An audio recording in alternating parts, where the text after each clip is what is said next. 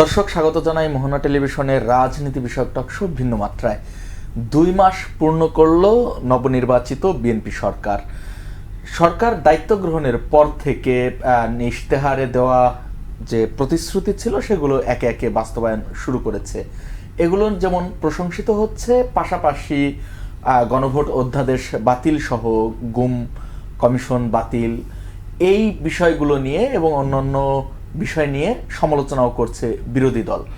আর সব মিলিয়ে গত 2 মাসে নতুন সরকারকে কেমন দেখলাম সেসব বিষয় নিয়ে এবং সমসাময়িক রাজনৈতিক অন্যান্য বিষয় নিয়ে আলোচনা করব আজ। অনুষ্ঠানের পুরোটা সময় জুড়ে আপনাদের সঙ্গে আছি আমি রনি রেজা, এবং আজ আলোচনা করবার জন্য স্টুডিওতে আছেন বিশিষ্ট সাংবাদিক ও রাজনীতি বিশ্লেষক সাইফুর রহমান তপন। স্বাগতম আপনাকে। ধন্যবাদ। তপন ভাই, যেমনটি বলছিলাম 17 তারিখে হচ্ছে 17 ফেব্রুয়ারি বিএনপি সরকারের এমপিরা শপথ গ্রহণের মধ্য দিয়ে দায়িত্ব গ্রহণ করে। আজকে এপ্রিলের 16 তারিখ, অর্থাৎ 2 মাস পূর্ণ হলো। কেমন দেখলেন এই 2 মাসে বিএনপি সরকারকে? ধন্যবাদ আপনাকে।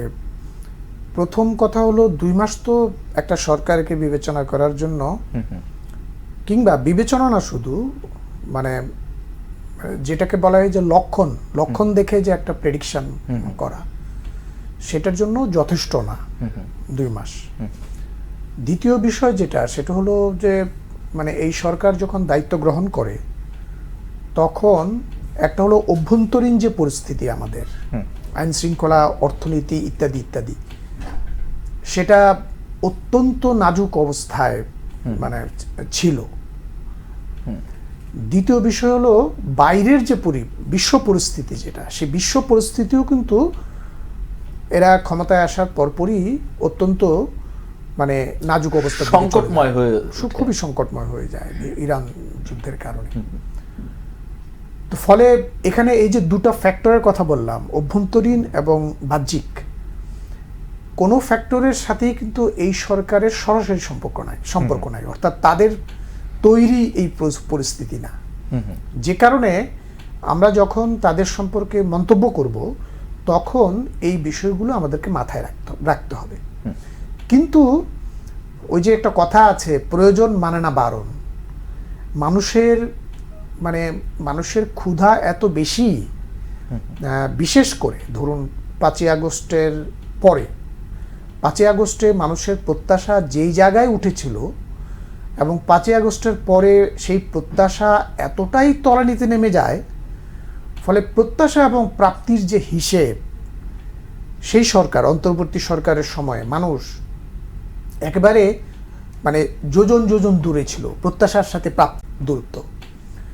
তো ফলে মানুষের এই সদ্য নির্বাচিত সরকারের কাছে মানুষের প্রত্যাশাটাও সেরকম ছিল যে তারা দ্রুত কিছু পদক্ষেপ নেবে। যেমন যদি আমি একটু বলি, প্রত্যাশার সঙ্গে প্রাপ্তির যে যোজন যোজন দূরত্ব, একটা প্রত্যাশা ধরেন আছে যে আমরা সিঙ্গাপুর হয়ে যাই, অনেক ভালো লাইফ লিড করি, সেই প্রত্যাশার সঙ্গে প্রাপ্তির মিল হবে না, এটা আমরা বুঝতে পারি। কিন্তু ন্যূনতম যে প্রত্যাশা, যে কারণে আমরা দেখেছি, যতই বলুক মেটিকুলাস ডিজাইন বা আদার্স শব্দ দিয়ে আপনি বিশেষায়িত করতে পারেন, কিন্তু আপনিও আমরা সবাই যারা মাঠে ছিলাম, মানুষ কিন্তু স্বপ্রণোদিত হয়ে মাঠে নেমেছিল। কেন? কারণ তাদের দ্রব্যমূল্য ক্রয় ক্ষমতার বাইরে ছিল। এইটাকে কতটুকুন ক্রয় ক্ষমতার মধ্যে আনা সম্ভব হয়েছে? বা আরো যে বেসিক নিড, এই যে একের পর এক লোডশেডিং নিয়ে যে হচ্ছে, সংবাদ হচ্ছে, আজকে একটি সংবাদে আমি আপনাকে একটু দৃষ্টিপাত করতে চাই যে বিবিসি বাংলা সংবাদটি প্রকাশ করেছে যে কোনো দিন 10 ঘন্টা, কমপক্ষে 7 ঘন্টা লোডশেডিং হয় এই গরমের সময়, গ্রীষ্মকালে। এই ব্যাপারগুলো তো একেবারে খুব কম চাওয়া, তাই না? নিশ্চয়ই, মানে আমি এই কথাটাই আপনাকে বলছিলাম যে মানুষ, বিশেষ করে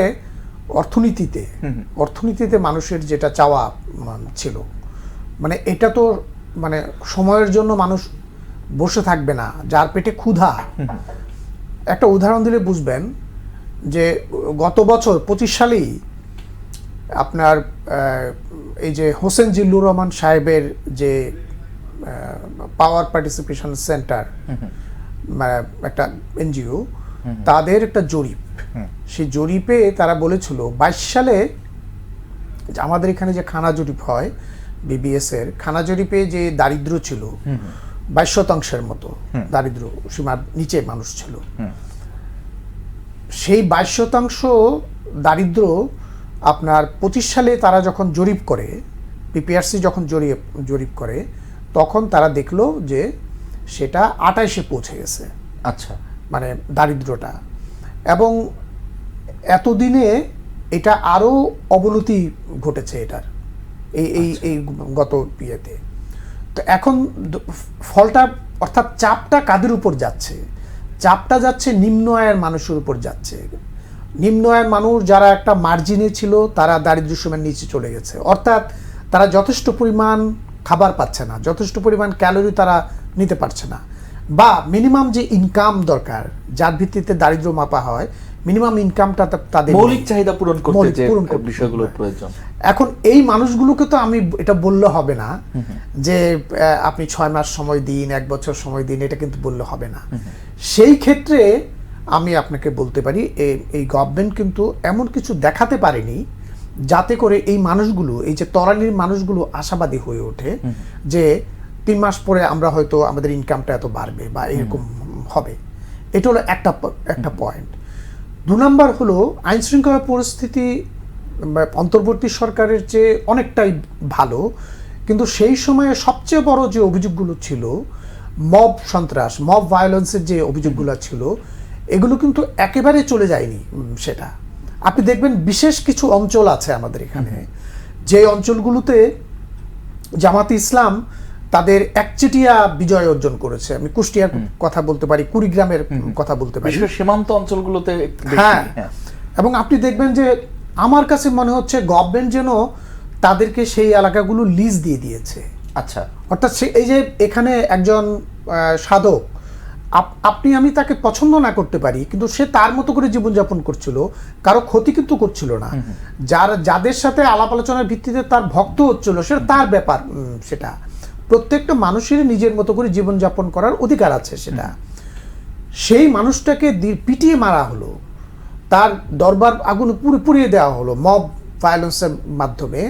আজ পর্যন্ত একটা মানুষ গ্রেফতার হয়নি। হ্যাঁ, এই জায়গাটাই আমরা অন্তর্বর্তীকালীন সরকারের সময় যদি বলি মবের বেশি আধিক্য দেখেছি, কিন্তু তখন কিন্তু একটা ন্যূনতম অ্যাকশন ও আমরা পাশাপাশি দেখেছি। কিন্তু এই ঘটনা ঘটবার 24 ঘন্টা পরে গিয়ে হচ্ছে একটি মামলা হয়েছে, তাও অস্পষ্ট, এবং এখন পর্যন্ত আজকে এই মুহূর্ত পর্যন্ত কাউকে কিন্তু গ্রেফতার করা হয়নি। এবং ওখানে জামাতে ইসলামের লোক হলো 1 নম্বর আসামি। হ্যাঁ, ওখানে পত্রিকায় পরিষ্কারই আসছে, স্পষ্ট আসছে যে কারা অর্গানাইজ করেছে, কারা প্ল্যান করেছে। এটা তো প্ল্যান্ড একটা হামলা ছিল, এটা এরকম না স্বতঃস্ফূর্ত কিছু। আগের রাত থেকে এইটা কিন্তু গ্রাউন্ড তৈরি করা হচ্ছিল ফেসবুকে পোস্ট দেওয়ার মধ্য দিয়ে, তবু প্রশাসন সতর্ক হয়নি। হ্যাঁ, তো এইটাই বলছি আমি।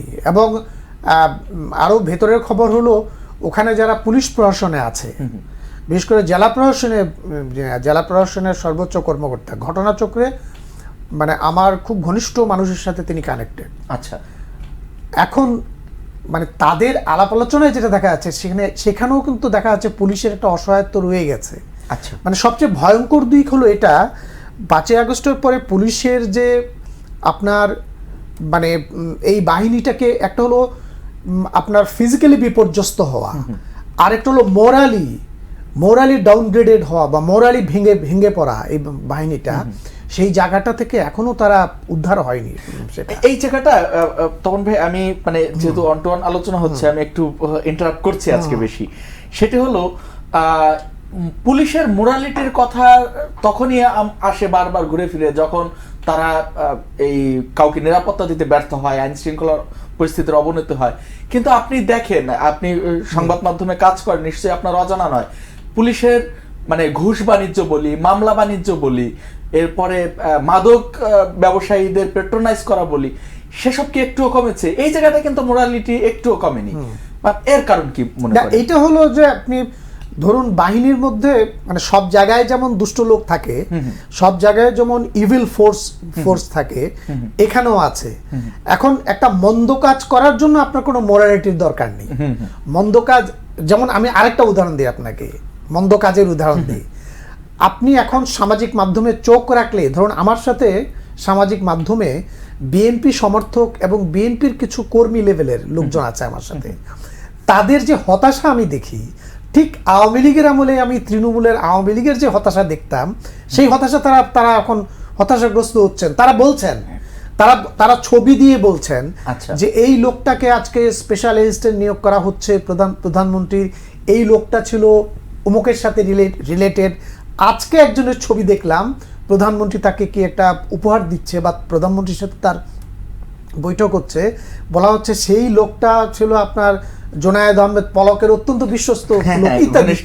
এগুলো আপনারও মানে নজরে পড়ার কথা। তাহলে আপনি দেখুন যে এই যে লোকগুলা, এই যে দুষ্ট লোকগুলো যারা আগের সরকারের আমলে মধু খেয়েছে, এখনো এসে মধু খাচ্ছে, তাদের কিন্তু মরালিটির কোনো ঘাটতি হয় না, সেটা দরকারও হয় না। একটা ভালো কাজ করার জন্য মরালিটির দরকার হয়। ফলে পুলিশের মধ্যে আমি যখন বলছি যে সেই মরালিটিটা ভেঙে পড়েছে, সেটা হলো ভালো কাজের যে মরালিটি, সেটার কারণটা কি? সেটার কারণটা হলো আপনি পুলিশকে পূর্ণ অথরিটি দিতে হবে। সে তো আইনের মধ্যে কাজ করবে সেটা, এবং আইনের মধ্যে যখন সে কাজ করবে তখন সে স্বাধীনভাবে কাজ করবে, সে কারো ডিকটেশনে কাজ করবে না।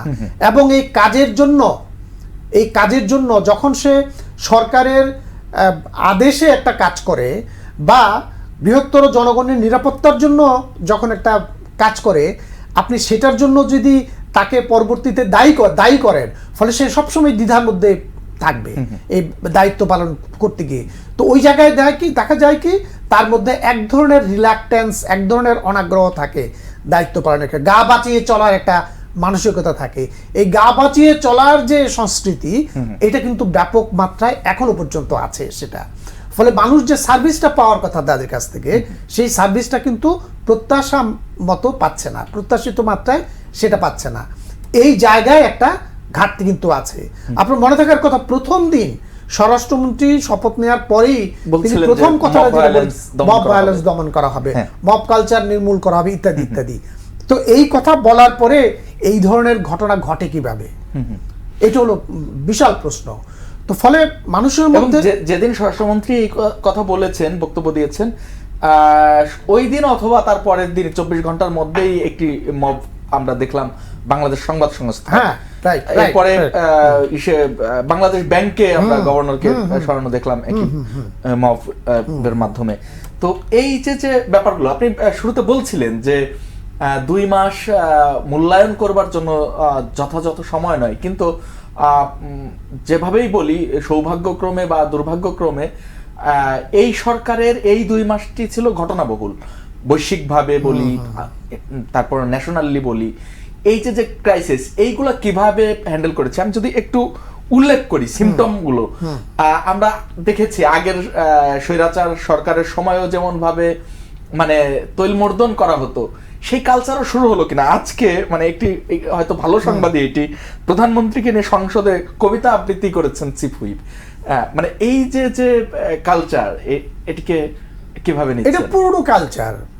মানে এই যে আপনার মানে প্রত্যেকের পদ নির্ভর করে একজনের উপরে, তিনি প্রমোশন পাবেন কিনা বা তার পদটা থাকবে কিনা, এই সিদ্ধান্ত নির্ভর করে একজনের উপরে। ফলে সমস্ত ওই যে বলা হয় না যে প্রবাদ আছে, all roads go to home, আর রোম মানে সব রাস্তা রোমের দিকে চলে গেছে। এখন হলো সব দৃষ্টি হলো একজনের উপর পড়েছে।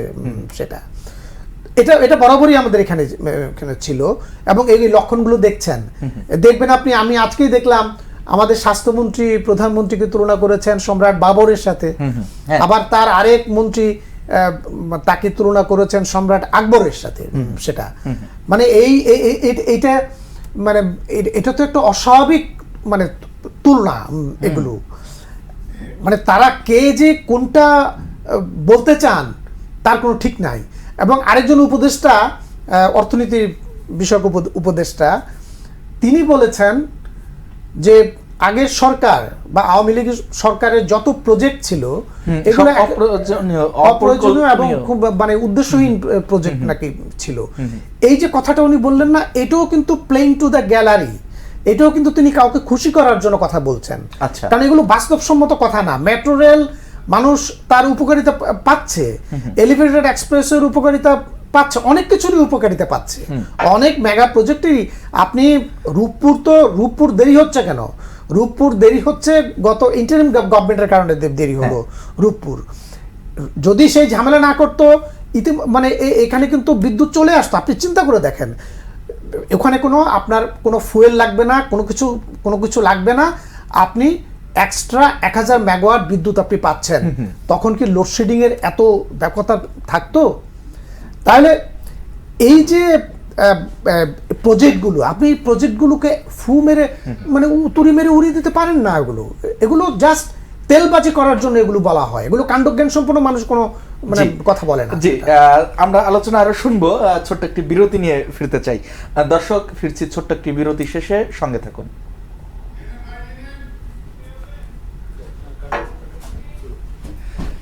রনি ভাই কি অন্য কোথাও থেকে আসলেন? হ্যাঁ, আমি তো জানি আপনার বাসা এখানে, আপনার হাঁটতে হাঁটতে ও আচ্ছা আচ্ছা, এ তো ঢাকার আরেক প্রান্তে। না চলে আসছিলাম, কিন্তু এখানে 60 ফিটে এখন টিভির অফিস সেই মতিঝিল ছেড়ে ওই আরে ওয়ারি পুরানটা ওয়ারি হ্যাঁ আসতে পারছি, এতে আমি খুশি। হ্যাঁ, সেটাই তো বললাম যে ঢাকার আরেক প্রান্তে।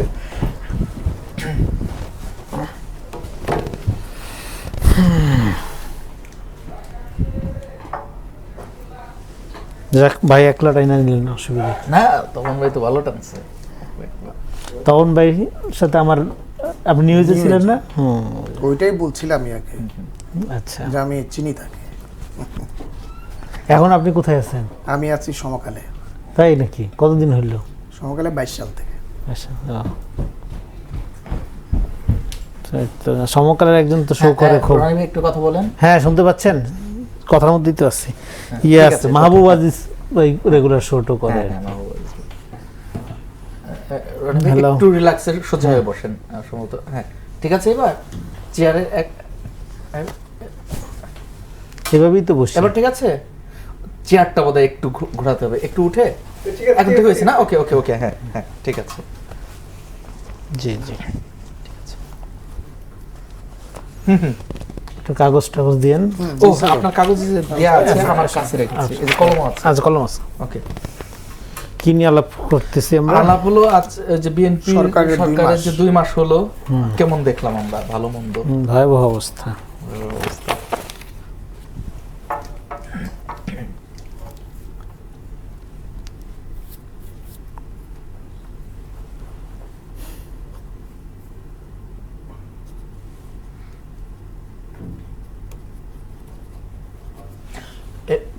ক্যামেরা রনি ভাইকে ধরেন এখন। হ্যাঁ, তখন ভাই একটু রেস্ট করুক। তখন এখানে কি দেখতেছেন এখন আপনি সমকালে? আমি এডিটোরিয়ালে কাজ করি। আগে তো এডিটোরিয়ালে ছিলেন। ওকে, নো প্রবলেম।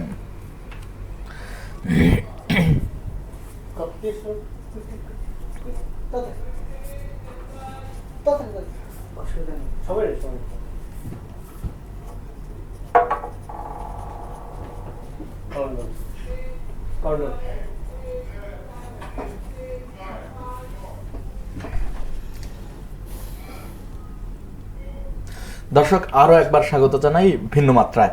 আমরা বিরতি শেষে ফিরলাম আরো একজন নতুন অতিথি নিয়ে। আমাদের সঙ্গে আছেন চিন্তক ও জবান পত্রিকার সম্পাদক রেজাউল করিম রনি। স্বাগতম আপনাকে। জি, ধন্যবাদ। রনি ভাই, সাইফুর রহমান তপন ভাই সঙ্গে আলোচনা হচ্ছিল। আজকে বিএনপি ক্ষমতা নেওয়ার 2 মাস পূর্ণ হলো, প্রথম যেদিন এমপি হিসেবে শপথ গ্রহণ করলেন তার থেকে। এই 2 মাসের, যদিও খুবই অল্প সময়, কিন্তু এই নানা ঘটনাবহুল ছিল। বৈশ্বিক চাপ ছিল, ক্রাইসিস তৈরি হয়েছে, তারপরে অনেকগুলো রেকর্ড সংখ্যক বিল পাস হয়েছে, সরকারের নানা ধরনের উদ্যোগ আলোচিত সমালোচিত হয়েছে। সব মিলিয়ে যদি আপনি একটু মূল্যায়ন করতেন।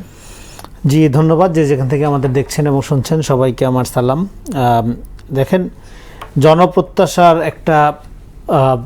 এমন একটা উচ্চতর অবস্থার মধ্যে যে সরকার অবস্থান করছে, ফলে সরকারের জন্য প্রত্যেকটা মোমেন্টই খুব চ্যালেঞ্জিং। কারণ হলো, একটা গণ অভ্যুত্থানের পরে 18 মাসের আমরা একটা মোটামুটি ক্যাওয়াটিক একটা গভর্নমেন্ট দেখছি। সেই গভর্নমেন্টের মধ্যে অনেক ধরনের গভর্নমেন্ট ছিল, যে কারণে সেই গভর্নমেন্টের আমলে 18 মাসে একেবারে খারাপ সময় না, কম কিন্তু একেবারে খারাপ সময় না। ফলে 18 মাসে দেশের উন্নতি অগ্রগতি বাদ দিলাম, স্থিতিশীলতাই তো হয়নি।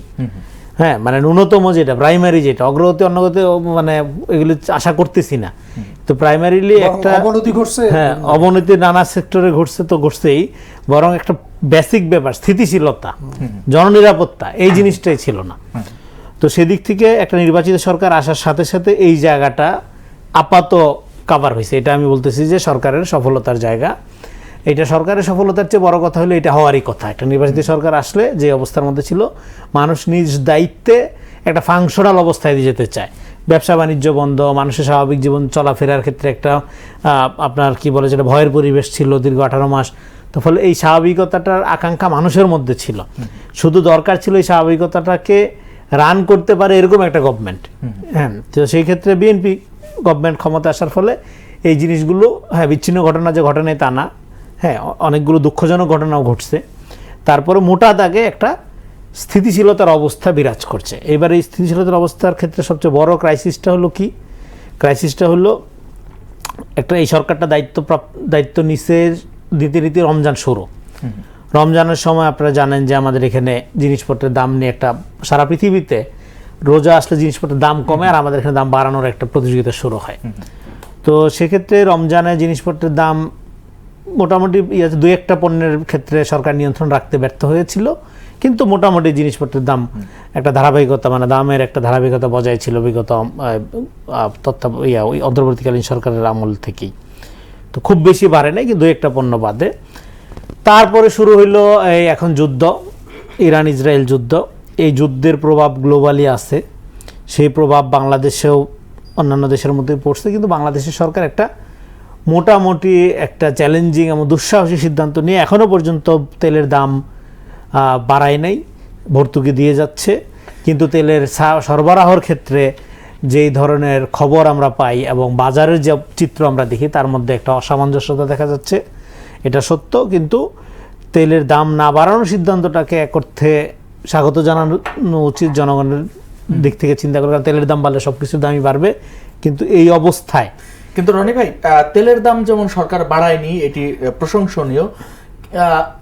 আপনি যেটা বললেন তেলের দাম বাড়লে অন্যান্য দ্রব্যাদির দাম বেড়ে যাবে, সেটা কিন্তু অলরেডি বেড়ে গেছে। আমরা যদি দেখি গ্যাসের দাম বাড়িয়েছে, বিদ্যুতের দাম বাড়ানোর আলোচনা চলছে, ভোজ্য তেল পাওয়া যাচ্ছে না, কাঁচা বাজারে সবকিছু এখন আওতার বাইরে, মুরগির দাম সবকিছু কিন্তু বেড়ে গেছে। এই বাড়াটার কারণ কি? তেলের দাম তো বাড়েনি, পণ্য পরিবহন খরচও বাড়েনি, তাহলে এই বাড়াটা কি সিন্ডিকেট নাকি আপনার কি মনে হয়? জিনিসপত্রের দাম এখনো মানে হ্যাঁ বাড়তির দিকে, জিনিসপত্রের দাম যেই রকম কমানোর কথা, মানুষের হাতে তো টাকা নেই। তারপরে হলো আপনার নতুন কর্মসংস্থান সৃষ্টি হচ্ছে না, অর্থনৈতিক ফ্লো যেটা আসার কথা সেটা আসছে না, উল্টা জিনিসপত্র ব্যয়, জীবনযাপনের ব্যয় তো বাড়ছে। তারপরে শহর অঞ্চলগুলোতে যেভাবে আপনার মানে বেকার জনগোষ্ঠীর স্রোত প্রতিনিয়ত আসছে, তাতে করে এটা আসলে জিনিসপত্রের দাম বাড়বে, এটাই স্বাভাবিক। মানে এটা কমার কোনো কারণ নাই। মানে তেলের দাম যদি নাও বাড়ানো হয়, তেলের দাম বাড়লে এটা হবে কি হুট করে একটা অনেক কিছুর উপর প্রভাব পড়বে। আর আপনি যেটা বলেন জিনিসপত্রের দাম দেখবেন স্লোলি বাড়তেছে, মানে হুট করে হয়তো 1-2টা পণ্য ধরনের বাজারে ক্রাইসিস তৈরি করা হয়। অনেক সময় সিন্ডিকেটও অ্যাক্টিভ থাকে, বিশেষ করে ভোজ্য তেল এগুলোর ক্ষেত্রে আমরা দেখছি অতীতেও সিন্ডিকেট কীভাবে অ্যাক্টিভ হয়ে যায়। সো যাই হোক, সব মিলে এই 2 মাসে সরকারের মূল্যায়ন যদি করতে হয়, তাহলে বলতে হবে সরকারকে 2টা ফ্রন্টে, মোটা দাগে অন্যান্য চ্যালেঞ্জের পাশে 2টা ফ্রন্টে কাজ করতে হচ্ছে। একটা হলো প্রাতিষ্ঠানিক সংস্কার যেগুলো দরকার, সেই লক্ষ্যে সরকারকে কাজ করতে হচ্ছে। তার 31 দফা নির্বাচন ইস্তেহার, জুলাই সনদের যে অঙ্গীকার স্বাক্ষর, সেটা একটা অংশ, মানে দেশ পুনর্গঠনের একটা অংশ। আর হলো বিপুল যে জনপ্রত্যাশা, ডে টু ডে লাইফের যে ক্রাইসিস, মানুষের চাকরি সমস্যা, জিনিসপত্রের দাম যেটা নিয়ে আমরা আলাপ করলাম, হ্যাঁ, এবং আইন শৃঙ্খলা অবস্থা, যেগুলো প্রতিনিয়ত দরকার, ডে টু ডে সার্ভিস।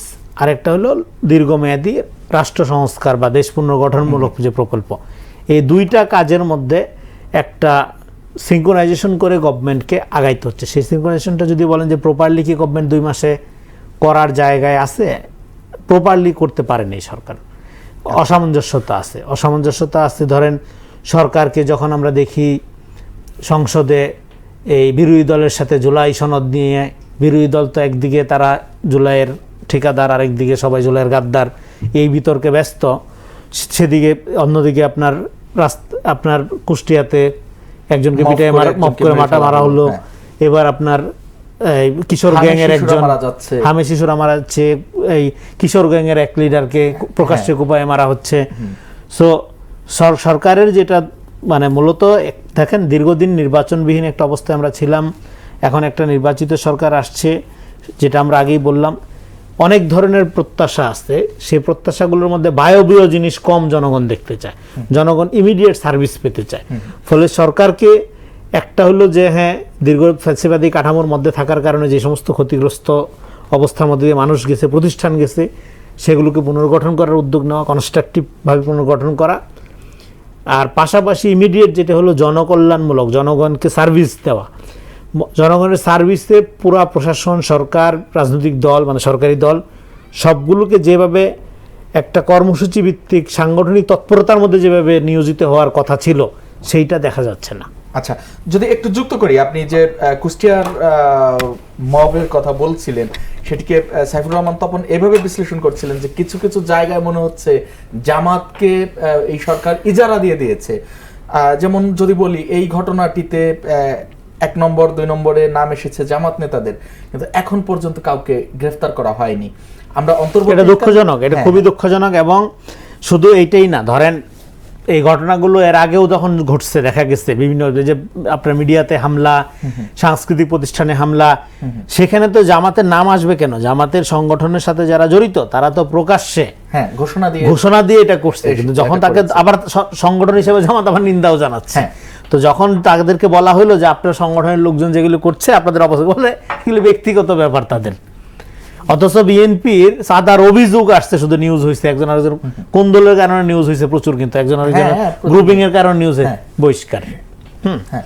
তো বিএনপির অন্য অনেক সমস্যা আছে, কিন্তু ফলে এই যে অপরাধীদেরকে আপনার ধরেন শেল্টার দেওয়ার একটা যুক্তি দাঁড় করানো, যে যখন সে অপরাধ করবে তখন সে ব্যক্তিগত অপরাধ করছে, হ্যাঁ, আর যতক্ষণ এই অপরাধটা আইডেন্টিফাই হবে না অপরাধ, কিন্তু এটা তার নিজের রাজনীতির সুবিধার জন্যই করবে, তার রাজনৈতিক পজিশনের কারণে করবে, তখন সে দলের।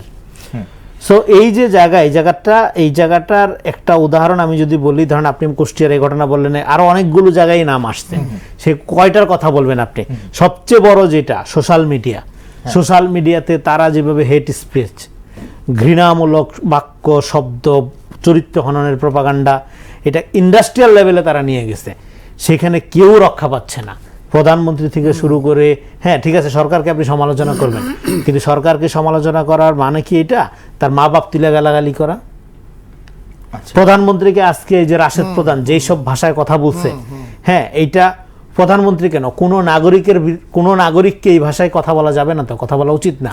যে কোনো নাগরিকের বিরুদ্ধে বললে তার বিরুদ্ধে শাস্তিমূলক ব্যবস্থা নেওয়া উচিত, যে কোনো, প্রধানমন্ত্রী বাদ দিলাম। এবং প্রাইম মিনিস্টার মেয়েকে টেনে এনে, যার এখানে কোনো প্রশাসনের কোনো ভূমিকা নেই, প্রাইম মিনিস্টার মেয়েকে নিয়ে টেনে এনে এআই ভিডিও, এআই ছবি যেগুলো ছড়ানো হয় যে পরিমাণ, এটা অকথ্য। এবং আমরা যে সমালোচনা করি, আমাদেরকে যেভাবে চরিত্রহরণ করে, যেভাবে ফটো কাট বানানো হয়, এই যে টক শোতে এত কথা বলি, সমস্ত কথাকে কাট পিস করে যেভাবে তারা প্রচার করে, এটা অকল্পনীয়। কিন্তু যদি আমি একটু বলতে চাই যে তারা করছে নিন্দনীয় কাজ, সরকার কি মানে কোনো কারণে মানে বিরোধী দলকে খেপাতে চাচ্ছে না এরকম কিছু, নাকি মানে প্রশ্রয় দিচ্ছে? কি আপনার কাছে কি মনে হয়? প্রশ্রয়ের ব্যাপারটা হলো কি, ধরেন সরকার এখানে, আমি মনে করি সরকার দ্বিধাগ্রস্ত। আচ্ছা, সরকার এখানে একটা মানে সংঘবদ্ধ ক্যাম্পেনিং এর কারণে খানিকটা পাজলড অবস্থায় আসছে। যে ধরেন এই যে একটা ভদ্র মহিলাকে অ্যারেস্ট করা হলো জামাতের, তো সেখানে সংসদে পর্যন্ত জামাতের এমপিরা দাঁড়ায় বললো এই মত প্রকাশের স্বাধীনতার উপর বিএনপি হস্তক্ষেপ শুরু করেছে, হ্যাঁ বিএনপি স্বৈরাচার হয়ে গিয়েছে। তো পরে দেখা গেল ওই ভদ্রমহিলা যে সমস্ত জিনিস প্রচার করছে, সেইটা ভদ্রমহিলা বললো যেগুলো তাকে সংগঠন থেকে বলা হয়েছে এই জন্য প্রচার করে, সবগুলো ফেক, সবগুলো মিথ্যা প্রপাগান্ডা, সবগুলো চরিত্র হননমূলক পোস্ট, হ্যাঁ ফটোকার্ড বক্তব্য, এগুলো সে প্রচার করে যাচ্ছে। এআই ভিডিও, এআই জেনারেটেড আপনার ফটো কার্ড বা গ্রাফিক্স কার্ড সে প্রচার করে যাচ্ছিল তার আইডি থেকে। তো এখন এইটা অ্যাট দ্য সেম টাইম সরকারের সমালোচনা করতে হবে, ভালো কথা, কিন্তু ঘৃণামূলক হেট স্পিচ যেটাকে বলে সেটাও তো বন্ধ করার প্রক্রিয়াটা নিতে হবে। তাহলে সরকার এখানে কি করবে? এখন ধরেন আপনি সরকারের একজন মন্ত্রী এমপি বা এদেরকে গালি দিচ্ছে, তাকে আপনি ধরছেন, কিন্তু আমি সাধারণ নাগরিক, তপন ভাই সাধারণ নাগরিক, উনাকে যখন অ্যাটাক করবে, আমাকে যখন অ্যাটাক করবে, আমাদের কিনা যখন ফটো কার্ড বানাবে, চরিত্র হনন করবে, আমাদের প্রতিকারের ব্যবস্থা কি করবে? আমরা তো মন্ত্রী এমপি, অবশ্যই সরকারের নিতে হবে। তাহলে এটার একটা পলিসি লাগবে, যে সরকারের এটা পলিসিটা কেন নিতে হবে? সমালোচনার স্বার্থেই নিতে হবে।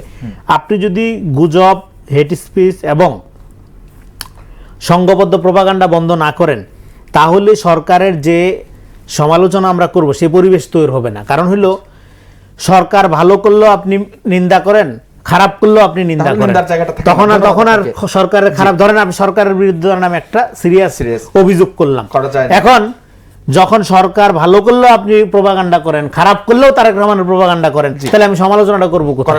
তখন ভ্যালিড সমালোচনাটা করবে, এটাও প্রপাগান্ডা। সাইফুর রহমান তপন, টাইম ম্যাগাজিনের 100 প্রভাবশালী ব্যক্তির তালিকায় আমাদের প্রধানমন্ত্রীর নাম এসেছে। আমরা দেখেছি এর আগে অন্তর্বর্তী সরকারের প্রধানের নামও এসেছিল, এর আগে যে শেখ হাসিনা ছিলেন প্রধানমন্ত্রী তারও নাম এসেছিল। আসলে টাইম ম্যাগাজিনে কিভাবে আসে বা এই প্রভাবশালীটা কিভাবে এই 2 মাসেই নির্ণয় হয়? না, এটা হলো ঘটনার পরিপ্রেক্ষিতে মানে এই সিদ্ধান্তগুলো আসে। ঘটনা বলতে বুঝাচ্ছি, ধরুন শেখ হাসিনাকে যখন ইয়ে করা হচ্ছে, আপনাকে ব্যাকগ্রাউন্ডে রাখতে হবে 2008-9 ওই সময়টা, এবং ওই সময় যেই ধরনের মানে পপুলারিটি নিয়ে বা যে ধরনের প্রভাব নিয়ে উৎপত্তিতে ইত্যাদি উনি আসছেন, কিন্তু পরবর্তীতে কিন্তু বিষয়টা সেভাবে থাকে না। প্রফেসর ইউনূসের ক্ষেত্রেও যেই ঘটনার পরিপ্রেক্ষিতে তিনি তার উত্থান, 5ই আগস্টের যে ঘটনার পরিপ্রেক্ষিতে উত্থান, এই নিরিখে তাকে এইভাবে ক্যারেক্টারাইজ করা হচ্ছে। ঠিক একইভাবে ধরুন তারেক রহমানের কথাও যদি আপনি বলুন, তারেক রহমান যখন দেশে ফিরলেন, উনি 25শে ডিসেম্বর সম্ভবত উনি ফিরলেন, তখন দেশের কেমন দেশের হাওয়াটা কেমন ছিল? তখন মানুষের মধ্যে কিন্তু একটা স্বস্তি ছিল, তখন এক ধরনের মেসিয়ার মতো তাকে মানুষ ট্রিট করলো। সেটা তিনি একটা শান্তির বার্তা নিয়ে আসলেন, তিনি বলেছিলেন যে শান্তি প্রতিষ্ঠাই তার প্রধান ইয়ে। ফলে আমি বলছি যে এই যে ব্যাকগ্রাউন্ডটা খেয়াল করতে হবে। আচ্ছা, আমাদের আজকের প্রধানমন্ত্রীকে যখন 100 জনের মধ্যে রাখা হচ্ছে, কারণ জনগণের উপর তার যে প্রভাব এবং জনগণের তার কাছে যে প্রত্যাশা, এই দুটা মিলেই কিন্তু একটা ব্যক্তিত্ব তৈরি হয়, একটা ব্যক্তিত্ব সম্পর্কে স্পষ্ট। যদি বলি, একটি নতুন নিয়ম করা হয়েছে, সরকারি চাকরিজীবীদের জন্য তেল পাম্পে জরুরি লাইন রাখার নির্দেশনা দেওয়া হয়েছে। এই জায়গাটায় কোনো বৈষম্য দেখতে পান কি? নাকি না, এটা তো রাষ্ট্রীয় ফাংশন করার জন্য, রাষ্ট্রীয় প্রায়োরিটি, এটা বৈষম্যের ব্যাপার না। মানে সরকারি কাজকে তো অবশ্যই প্রায়োরিটি দিতে হবে। এটা নিয়ে সরকারি কাজ তো সরকারি যে বাহনগুলো আছে সেগুলো সরকারি অ্যারেঞ্জমেন্ট হলো, কিন্তু সরকারি চাকরিজীবীদের ব্যক্তি পর্যায়ের এই প্রায়োরিটিটা ঠিক আছে না। এখানে ব্যক্তি পর্যায়ে আমি এটা কনফিউজিং কথাটা, আমি জানি না রিপোর্টটা কিভাবে এসেছে। কারণ ধরুন একজন সচিব, চাকরিজীবীদের জন্য বলা হয়েছে, চাকরিজীবী ধরুন একজন সচিব, তিনি যে সাধারণত তিনি যে গাড়িটা ব্যবহার করেন, এটা কিন্তু সরকারি গাড়ি। একজন ডিসি তিনি যে গাড়িটা ব্যবহার, এটা কিন্তু সরকারি গাড়ি। ইভেন এডিসি যে বা ইউএনএ যে গাড়িটা ব্যবহার করে, এটা কিন্তু সরকারি গাড়ি। এখানে কিন্তু তার ফ্যামিলি কারের কথা নিশ্চয়ই বলা হয় না, আমি যতটুকু বুঝি। কারণ আমাদের এখানে আইন আছে, সরকারি কর্মচারীরা যখন গাড়ি ব্যবহার করে, তখন সরকার যখন তার জন্য গাড়ি বরাদ্দ করা হয়, তখন কিন্তু এখানে মানে বিশেষ প্রায় সব ক্ষেত্রেই লিখে দেওয়া হয় যে এটা তার কাজের অংশ হিসেবে দেওয়া হচ্ছে। এটা কিন্তু তার মেয়েকে স্কুলে পাঠানোর জন্য, এগুলো আমাদের এখানে হয় অন্য কারণে সেটা। ফলে এই যে প্রাধিকার যেটাকে বলা হচ্ছে, তাদের যে প্রায়োরিটি, একটা ক্রাইসিসের মধ্যে প্রায়োরিটি পাওয়াটা, আমি মনে করি এটা ঠিক আছে। এটা গভর্নমেন্টের এই সিদ্ধান্তের মধ্যে কোনো সমস্যা নেই সেটা। কিন্তু গভর্নমেন্টকে আমি যেটা খেয়াল করতে বলবো সেটা হলো যে তাকে ওই যে সাপ্লাইয়ের যে লাইনটা, সেই সাপ্লাই লাইনটা তাকে কিন্তু ঠিক রাখতে হবে সেটা, যাতে করে সাধারণ মানুষের ভোগান্তিটা না বাড়ে। একটা লেভেল পর্যন্ত মানুষ কিন্তু এটা সহ্য করছে। আমি তো দেখি, ধরুন সমকালের অফিসের সামনে আপনি জানেন যে ওই যে সামনেই যে সিএনজি পাম্পটা আছে, ওখানে তেলও দেওয়া হয়, পেট্রোল দেওয়া হয়, প্রতিদিন লম্বা মোটরসাইকেলের লাইন পড়ে। একদম তাই না, এখন ঢাকার অধিকাংশ রাস্তার একটা পাশ ব্লক হয়ে থাকে এই তেলের লাইনে। হ্যাঁ, তো আমি মানুষের রিয়াকশনটা দেখি, মানুষ কিন্তু এটা একভাবে মেনে নিচ্ছে, কারণ এটা একটা গ্লোবাল ক্রাইসিস। সেটা কিন্তু মানুষ যদি এখানে কোনো দেখে, সত্যি যদি কোনো, যেটাকে আমরা ইংরেজিতে বলি পিলফারেজ, মানে ছিদ্র দেখি, কোনো ধরনের যে অনিয়মের মাধ্যমে কিছু মানুষ এখানে সুবিধা পাচ্ছে ইত্যাদি ইত্যাদি যদি হয়, তখন এটা মানুষের সহ্যের মধ্যে থাকবে না সেটা। কিন্তু এই ডিসিশনের সাথে দ্বিমত পোষণ করার কিছু নেই। ধন্যবাদ আপনাকে রেজাউল করিম রনি। আমরা শেষ পর্যায়ে চলে এসেছি। আপনার একটি ফেসবুক পোস্ট কাল থেকে মোটামুটি ভালো ভাইরাল হয়েছে, যে প্রধানমন্ত্রীর অনুষ্ঠানে শাইখ সিরাজের উপস্থিতি নিয়ে আপনি পোস্টটি করেছিলেন এবং আপনি বেশ একটু কড়াভাবেই বিএনপির সমালোচনা করেছেন। আমি পাশাপাশি আনতে চাই, বিএনপি পন্থী হিসেবেই তিনি নিজেকেও উল্লেখ করেন ডাক্তার সাখাওয়াত হোসেন সায়ন্ত। তিনি বলেছেন বিএনপির পক্ষে বলবার মতো কোনো পয়েন্ট পাচ্ছি না।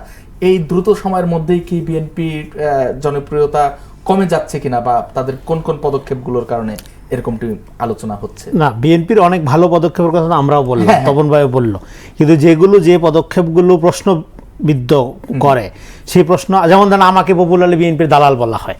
আচ্ছা, তো এটা এক দালাল যদি বিএনপি, আপনি বললেন আমি কড়া ভাষায় সমালোচনা এখন ভাইরাল হচ্ছে। দেখেন, আমাদের দালালিরও একটা সীমা আছে, সেটা হলো যে আমরা বাংলাদেশের পক্ষে দালালি করব।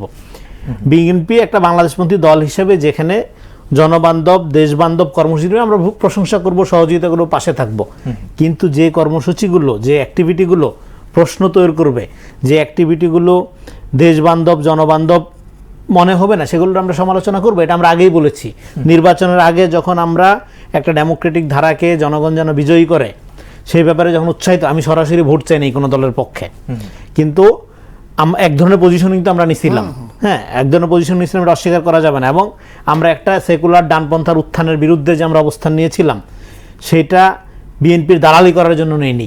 সেটা আমরা নিয়েছিলাম রিয়েলি জনগণকে, একটা সরকার আসবে যে সরকারের সাথে জনগণের সম্পর্ক স্থাপন হবে, ক্ষমতার সাথে জনগণের সম্পর্ক স্থাপন হবে, দলীয় লোকদের সম্পর্ক স্থাপন হবে না। সেখানে শাইখ সিরাজদের মতো চিহ্নিত লোক, হ্যাঁ, শাইখ সিরাজ অনেক শ্রদ্ধেয় সাংবাদিক, ওনার ফিল্ডে উনি অনেক অবদান রেখেছেন, কিন্তু উনি তো ধরেন, আমার পয়েন্টটা কি ছিল, উনি কয়েকদিন আগেই শেখ হাসিনাকে একটা মানবিক, হ্যাঁ, উঠান কৃষির জনক হাবি যাবে বলে একটা প্রতিবেদন করলো, তাই না? এখন এই ব্যক্তির যাকে মানবিকভাবে হাজির করলো, তার দানবীয় চেহারা তো আমরা দেখলাম 5 তারিখে। তো এখন মানবিক তারেক রহমানকেও যদি সে আরো মানবিক বলে হাজির করে, পাবলিক কাছে যাবে এটা দানবীয় ক্যারেক্টার হিসেবে, কারণ যাকে সে মানবিক বলে হাজির করে 2 দিন পরে সে দানবীয় আকারে হাজির হয়। ফলে তারেক রহমান তো এই জিনিস না আমরা ভালো করে জানি।